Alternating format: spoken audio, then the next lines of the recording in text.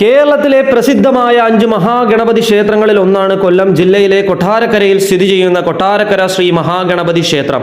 യഥാർത്ഥത്തിൽ ഇത് മണികണ്ഠേശ്വരം ശിവക്ഷേത്രമാണ്. കിഴക്കോട്ട് ദർശനമായ ശിവഭഗവാനും പടിഞ്ഞാറോട്ട് ദർശനമായ പാർവതി ദേവിയുമാണ് പ്രധാന പ്രതിഷ്ഠകൾ. എന്നിരുന്നാലും ക്ഷേത്രത്തിലെ ഉപദേവനായിരുന്ന ശിവപാർവതി പുത്രനും വിഘ്നേശ്വരനുമായ ഗണപതി ഭഗവാന്റെ പേരിലാണ് ദേവാലയത്തിന്റെ പ്രശസ്തി. ഉണ്ണിയപ്പമാണ് ഗണപതി ഭഗവാന്റെ പ്രധാന പ്രസാദം. കൊട്ടാരക്കരയിലെ ഉണ്ണിയപ്പം അതിപ്രസിദ്ധമാണ്. തിരുവിതാംകൂർ ദേവസ്വം ബോർഡിന്റെ കീഴിലാണ് ഈ മഹാക്ഷേത്രം.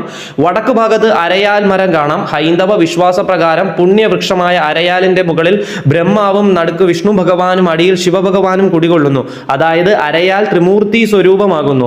മേടമാസത്തിലെ തിരുവാതിര ദിവസമാണ് ഉത്സവം. ഇത് ശിവഭഗവാനുള്ള ഉത്സവമാണ്. ചിങ്ങമാസത്തിലെ ഗണേശ ചതുർത്ഥിയിലും പ്രധാനമാണ്. അതിമനോഹരമായ ഒരു ക്ഷേത്രകുളവും നമുക്കിവിടെ കാണാൻ സാധിക്കുന്നതാണ്. പുലർച്ചെ എല്ലാ ദിവസവും 4 മണി മുതൽ 11:30 വരെയും വൈകുന്നേരം 5 മണി മുതൽ രാത്രി 8 മണി വരെയുമാണ് ക്ഷേത്ര ദർശന സമയം.